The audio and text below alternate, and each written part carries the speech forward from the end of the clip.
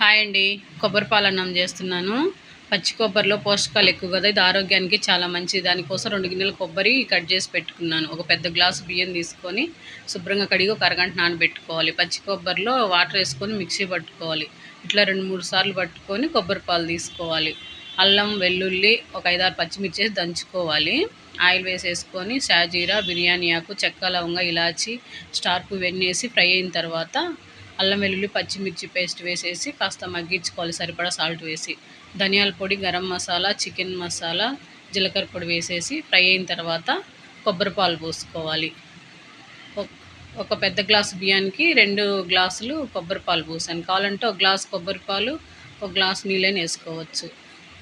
తెరలేటప్పుడు బియ్యం వేసేసుకొని ఉడికించుకోవాలి మూత పెట్టి. ఇలా పొంగు పెట్టిన తర్వాత మనం మంట సిమ్లో పెట్టేసుకొని మధ్య మధ్యలో కలుపుకుంటూ మగ్గించుకోవాలి. కొబ్బరి పాలన్నం రెడీ అయిపోతుంది.